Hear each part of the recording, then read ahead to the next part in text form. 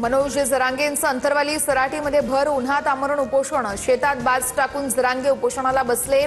सावलीत बसा विखेंची जरांगेंना विनंती, तर मी उन्हात पण सरकारला चटके बसतील, जरांगेंचा सरकारला इशारा। मंत्री राधाकृष्ण विखे पाटील यांनी घेतली जरांगेंची भेट, जरांगेंच्या 12 मागण्यांवरती सरकारचं आश्वासन, आश्वासनांचा ड्राफ्ट जरांगेंना दिला, सकाळपर्यंत जरांगे निर्णय घेणार।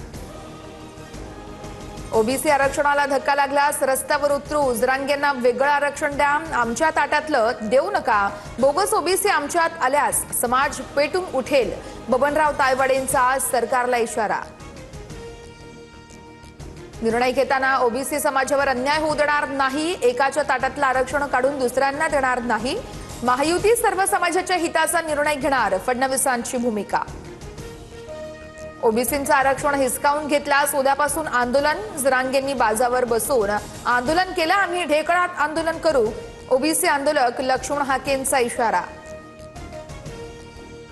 विषारी दारू प्रकरणानंतर राज्यभरात ठिकठिकाणी पडसाद, पुण्यामध्ये शिंदेंच्या शिवसेनेकडून दारूच्या अड्ड्यांची तोडफोड, युवक काँग्रेसचंही आंदोलन, तर कोल्हापुरात पोलिसांकडून कांजरभाट वसाहतीमधील अवैध हातभट्टी दारू अड्डा उद्ध्वस्त।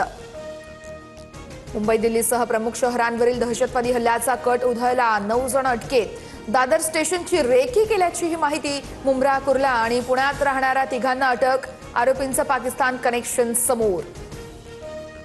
पश्चिम बंगालमध्ये तृणमूलच्या खासदारावर हल्ला, संतप्त जमावानं अभिषेक बॅनर्जींचे कपडे फाडले, अंडीही फेकली, निवडणूक हिंसाचारातील पीडितांच्या भेटीला गेले असताना मारहाणीचा प्रकार घडला। राजस्थानच्या चोरू शहराला धुळीच्या वादळाचा तडाखा, आकाश धुळीच्या ढगानं संपूर्ण भरलं, संपूर्ण शहरात भर दिवसा काळोख पसरला, जनजीवनही पुरतं विस्कळीत।